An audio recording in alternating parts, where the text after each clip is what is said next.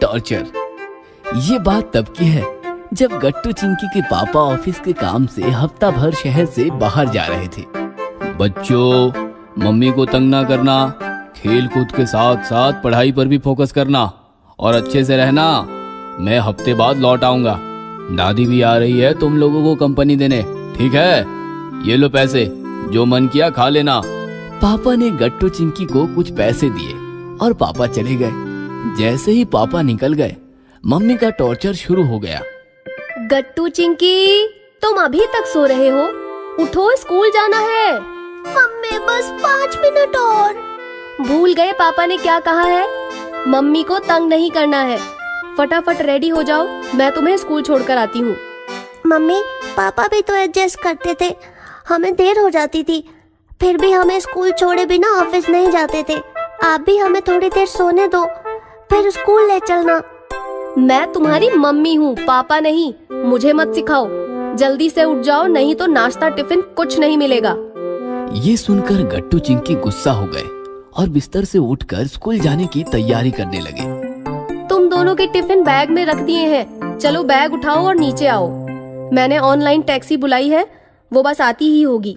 पापा तो हमारे बैग उठाकर कार में रखते थे, आप क्यों हमें बैग उठाने को कह रही हो? मैं पापा नहीं हूँ, मम्मी हूँ। एक बात बार बार दोहराने मत लगो। चलो जल्दी चलो। मम्मी का ये कठोर बर्ताव देखकर गट्टू चिंकी को रोना आ गया। हम नहीं चलेंगे आपके साथ स्कूल। मेरे साथ नहीं तो और किसके साथ जाओगे? हरी के पापा है ना, हम उनके साथ चले जाएंगे। ये सुनकर मम्मी भी गुस्सा हो गई। ठीक है, जिसके साथ जाना है जाओ, मेरा सिर मत खाओ। ऐसा कहकर मम्मी अंदर किचन में चली गई। गट्टू चिंकी भी नाराज होकर हॉल के बाहर निकल गए और सोफे पर बैठी दादी यह नजारा देखती रह गई। शाम को गट्टू चिंकी का स्कूल खत्म हुआ और वो घर जाने के लिए निकले। तभी भागते भागते हरी उनके पास आया। अरे सॉरी यार, मीटिंग की वजह से पापा हमें लेने नहीं आ रहे हैं। मेरी मम्मी आ रही है स्कूटी लेकर, लेकिन हम तीनों उस पर नहीं जा पाएंगे। तुम कहते हो तो मैं मम्मी को बोल देता हूँ। मम्मी तुम्हारी मम्मी को फोन कर देंगी तो तुम्हारी मम्मी भी तुम्हें लेने आ जाएंगी। ये सुनकर गुस्साए गट्टू चिंकी एक साथ बोले, कोई जरूरत नहीं है। फिर क्या, गट्टू चिंकी पैदल अपने घर की तरफ निकल पड़े। हरी की मम्मी कितनी अच्छी है, वो उसे लेने आ गई। हमारी मम्मी भी तो हमें लेने आ सकती थी। वो क्यों आएंगी? वो थोड़ी ना हमसे प्यार करती है। बातें करते हुए दोनों भोला कचौड़ी सेंटर के सामने पहुंच गए, जहां की कचौड़ियां पूरे शहर में फेमस थी। लॉकडाउन के बाद पहली बार खुला है भोला, अब पेट भरकर कचौड़ियां खाकर ही जाएंगे। हाँ हाँ, पापा ने हमें काफी सारे पैसे दिए हैं। फिर क्या था, दोनों ने पेट भर कचौड़ियां खाई और भोला सेठ को बिल दे दिया। मम्मी को भी कचौड़ियां पसंद है, हमें मम्मी के लिए कचौड़ियां लेनी चाहिए। नहीं नहीं, वो हमारे बारे में नहीं सोचती, तो हम उनके बारे में क्यों सोचे? फिर गट्टू चिंकी घर आए। हॉल में दादी खड़ी थी। आ गए तुम? मम्मी कहाँ है? ये सुनकर गट्टू चिंकी चौंक गए। मम्मी कहाँ है मतलब? वो घर में नहीं है। अरे, जैसे ही पता चला कि हरी के पापा तुम लोगों को लेने नहीं आ पाएंगे, मम्मी तुम्हें लाने स्कूल चली गई। ये सुनकर गट्टू चिंकी परेशान हो गए। दादी, हम तो पैदल चले आए, मम्मी तो हमें मिली ही नहीं। दादी ने मम्मी को कॉल किया, लेकिन मम्मी का मोबाइल आउट ऑफ नेटवर्क था। यह देखकर गट्टू चिंकी और ज्यादा परेशान हो गए। धीरे धीरे रात होती गई, लेकिन मम्मी नहीं लौटी। गट्टू चिंकी दादी को बिलख बिलख कर रोने लगे। दादी, मम्मी कब आएंगी? दादी, हमें मम्मी चाहिए। दादी, हमें मम्मी चाहिए। गट्टू चिंकी काफी देर रोते रहे और रोते रोते दादी के पास ही सो गए। रात के 9 बजे थे। गट्टू चिंकी सो रहे थे कि तभी उन्हें मम्मी और दादी की बातचीत सुनाई दी। आज तो मेरी जान निकल गई थी। वो तो अच्छा हुआ कि सिक्योरिटी गार्ड ने बताया बच्चे घर निकल गए हैं। ऊपर से मोबाइल में रेंज भी नहीं आ रही थी। इतनी देर तक तू कर क्या रही थी? तू सीधे घर आ जाती तो बच्चे मिल जाते। जैसे ही गार्ड ने बताया बच्चे घर निकल गए, मैं भी पैदल घर की तरफ निकली। तभी रास्ते में भोला कचौड़ी सेंटर मिला। सोचा बच्चों के लिए कचौड़ियां लेती आऊं। लाइन में खड़ी रही, इसलिए देर हो गई। ये सब सुनकर गट्टू चिंकी की नींद ही उड़ गई। दोनों को गलती का एहसास हो गया।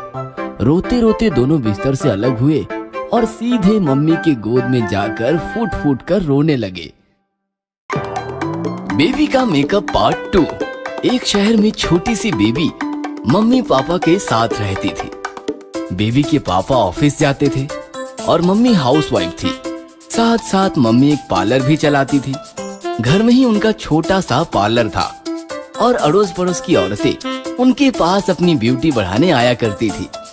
ये बात गर्मियों के सीजन की है।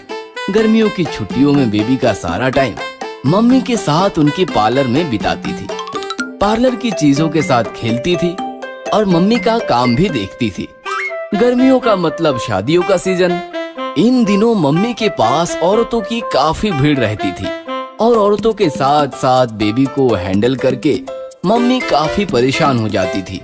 बेबी, 1000 बार कहा है पार्लर की किसी भी चीजों को हाथ ना लगाया करो। क्या हुआ मम्मी? ब्रश नहीं मिल रहा है। मैंने तो ब्रश को हाथ ही नहीं लगाया था। मुझे पता है, खेलते खेलते तुमने कहीं रख दिया होगा और अब भूल गई हो। डोंट वरी मम्मी, मैं ब्रश ढूंढने में आपकी हेल्प करती हूँ। कोई जरूरत नहीं है, मैं ढूंढ लूंगी। तुम जाओ अपनी फ्रेंड्स के साथ खेलो। बेचारी बेबी नाराज हो गई। उसे तो मम्मी का काम देखना था। जब भी पार्लर में कोई औरत फेशियल कराने या मेकअप कराने आती, मम्मी की कारीगरी देखकर सारे कस्टमर्स खुश हो जाते। वाओ, कितनी खूबसूरत लग रही हूँ ना मैं। जादू है आपके हाथों में। ये सुनकर मम्मी के साथ साथ बेबी भी खुश हो जाती और मम्मी से काफी इम्प्रेस भी। एक दिन बेबी अपनी सहेलियों के साथ गप्पे लड़ा रही थी। मैं तो बड़ी होकर IPS अफसर बनूंगी। मैं हीरोइन बनूंगी। बेबी तू बोल, तू बड़ी होकर क्या बनेगी? मैं बड़ी होकर मम्मी की तरह पार्लर वाली बनूंगी। बेबी की बात सुनकर सहेलियां हंसने लगी। अरे हंस क्यों रही हो? हीरोइन और IPS अफसर मेकअप नहीं करती क्या? तुम्हें पता है मेरी मम्मी कितना अच्छा मेकअप करती है। मैं भी उनकी तरह दुनिया की बेस्ट पार्लर वाली बनूंगी और खूब पैसे कमाऊंगी। ऐसे थे बेबी के सपने, बिल्कुल उसकी तरह प्यारे प्यारे। मम्मी के पार्लर में मिस ब्रिगेंजा नाम की औरत आती थी। मिस ब्रिगेंजा काफी खड़ूस और गुस्सैल थी। मिस ब्रिगेंजा आते ही बेबी पार्लर से भाग जाती। सिर्फ बेबी ही नहीं, बेबी की मम्मी भी मिस ब्रिगेंजा से डरती थी। ये क्या है? ये आईब्रो ठीक से क्यों नहीं किया? और ये क्या, कितना चीप प्रोडक्ट यूज करता है तुम। और तुम्हारी ये बच्ची का पार्लर में क्या काम? नेक्स्ट टाइम बेबी पार्लर में नहीं दिखना चाहिए, समझा? ऐसी थी मिस ब्रिगेंजा, हमारी स्टोरी की विलन। एक दिन की बात है, मम्मी मार्केट से मेकअप का काफी एक्सपेंसिव सामान लेकर आई थी और पार्लर में रख कर बाहर गई थी। मौके का फायदा उठाकर बेबी सहेलियों के साथ पार्लर में आई और चीजों के साथ खेलने लगी। तभी सहेली का ध्यान मम्मी के लाए हुए मेकअप के सामान पर पड़ा। वाओ, मेकअप का सामान! अरे इसमें तो सब कुछ है। बेबी तुम्हें मम्मी की तरह पार्लर वाली बनना है ना? तो आज तुम इस सामान से हमारा मेकअप करो। नहीं, मम्मी नाराज हो जाएगी। बस थोड़ा सा कर दो, मम्मी को नहीं पता चलेगा। फिर क्या था, बेबी मान गई और मम्मी के लाए हुए सामान से सहेलियों का मेकअप करने लगी, बिल्कुल वैसे ही जैसे मम्मी किया करती थी।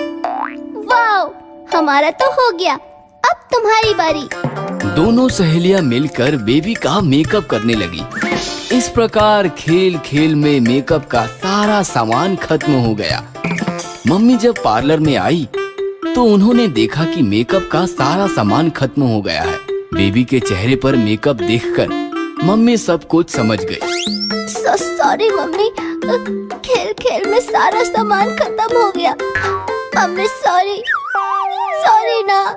लेकिन मम्मी ने बेबी से बात नहीं की, वो बस परेशान खड़ी रही। 5 मिनट बाद मिस ब्रिगेंजा आई। उन्हें देखकर बेबी मम्मी के पीछे छिप गई। चलो, शादी के लिए लेट हो रही हूँ, फटाफट मेकअप कर दो। मम्मी ने मिस ब्रिगेंजा को जब मेकअप के सामान के बारे में बताया तो मिस ब्रिगेंजा भड़क गई। क्या कहा? सामान खत्म हो गया? तुम पार्लर चलाता है ये सब्जी का ठेला। हमेशा का नाटक है तुम्हारा। सारा मूड खराब कर दिया। शादी में जाना था हमको, अब कौन सा मुंह लेकर जाएगा हम? देखना, कंप्लेंट करेगा हम तुम्हारा एक भी पैसा नहीं चुकाएगा। आज से हमारा खाता क्लोज। मिस ब्रिगेंजा ने मम्मी को और भी बहुत डांटा और फिर वह वहाँ से निकल गई। बेबी को अपनी गलती का एहसास हो गया था। मम्मी बेचारी रो रही थी। बेबी मम्मी को कुछ कहती इससे पहले ही मम्मी वहाँ से चली गई। 2 दिनों तक मम्मी ने बेबी से बात नहीं की, वह बस रोती रही। तीसरे दिन बेबी मम्मी के पास जाकर बोली, मम्मी मम्मी प्लीज मुझसे बात करो। आज के बाद मैं कभी किसी सामान को हाथ नहीं लगाऊंगी। प्रॉमिस। मुझे सबक मिल चुका है कि किसी के सामान को उनकी परमिशन के बगैर नहीं छूना चाहिए। नहीं तो क्या होता है ये मैंने देख लिया। प्लीज मम्मी, प्लीज ना। ये सुनकर मम्मी पिघल गई और बेबी को गले लगाकर फूट फूट कर रोने लगी। वुमेन्स डे का सरप्राइज। 7 मार्च की रात थी। गट्टू चिंकी सोने की तैयारी कर रहे थे।